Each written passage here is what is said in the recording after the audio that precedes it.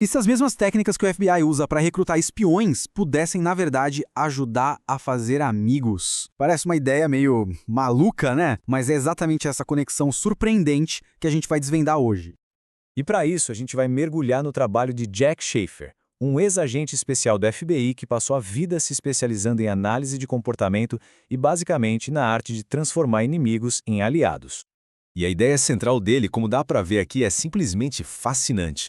As mesmas habilidades usadas em missões de altíssimo risco, na espionagem, são as que constroem nossas relações mais importantes no dia a dia. É impressionante. Tá, mas de onde veio essa conexão tão inesperada entre espionagem e amizade? Bom, a história por trás disso é tão surpreendente quanto a própria ideia. Tudo começou com uma aposta, um desafio num bar.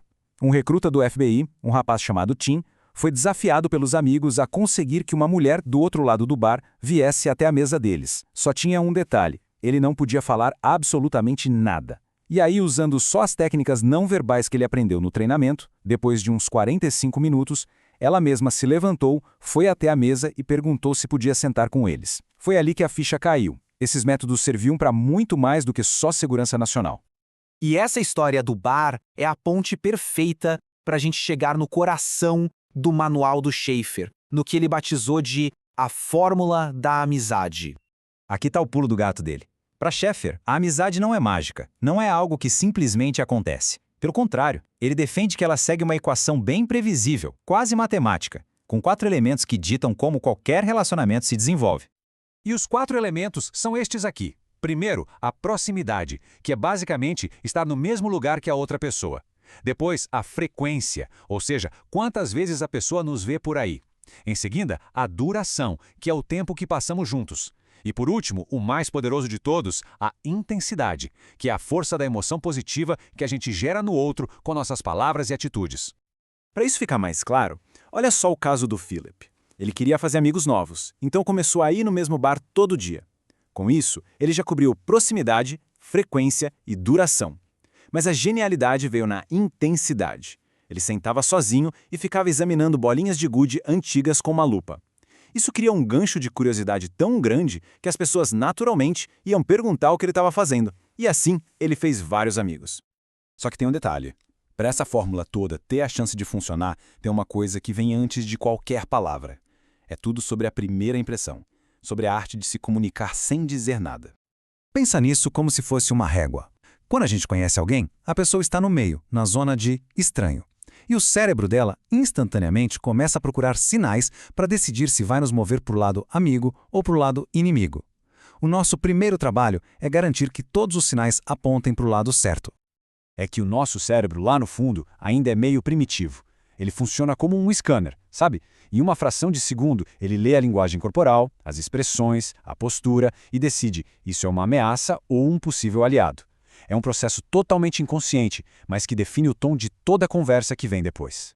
E um manual do FBI foca em 3 sinais amigáveis que são incrivelmente simples, mas nossa como são poderosos. Um rápido levantar de sobrancelhas que diz oi, te vi, tudo bem? Uma leve inclinadinha na cabeça, que é um sinal super primitivo de confiança, e, claro, um sorriso genuíno, aquele que faz um pé de galinha do canto dos olhos. Juntos, esses 3 sinais gritam, sou amigo, pode confiar. Beleza, a primeira impressão foi boa. A pessoa já não nos vê mais como uma ameaça. E aí, o que vem depois? É aqui que entram as leis da atração do FBI, que são basicamente princípios psicológicos para criar uma conexão de verdade. Então, o que exatamente tem nesse manual? Quais são essas leis secretas que os agentes usam para fazer as pessoas, naturalmente, quererem se aproximar e conversar?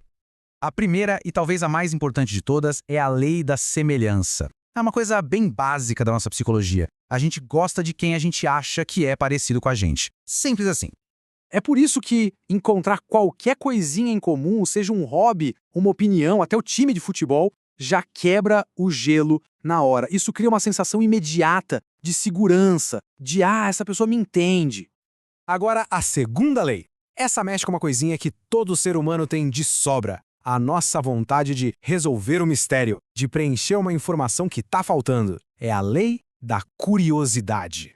Ao criar um pequeno mistério, como o Philip e suas bolinhas de gude, ou o próprio Schaefer deixando bilhetes enigmáticos para um espião, a gente faz com que a outra pessoa sinta uma necessidade quase incontrolável de vir até nós para entender o que está acontecendo. E, para fechar, a gente tem uma das forças sociais mais poderosas que existem, a lei da reciprocidade. Nós somos programados para sentir que precisamos devolver um favor ou um gesto legal que recebemos. Ou seja, qualquer gesto positivo, por menor que seja, como oferecer um café ou fazer um elogio sincero, já ativa esse gatilho na outra pessoa, criando uma vontade de retribuir, de cooperar e de gostar da gente. Ok, então a gente viu a fórmula, os sinais não verbais, as leis da atração, mas afinal, qual é a cola que une tudo isso? Qual é o princípio que guia todas essas táticas?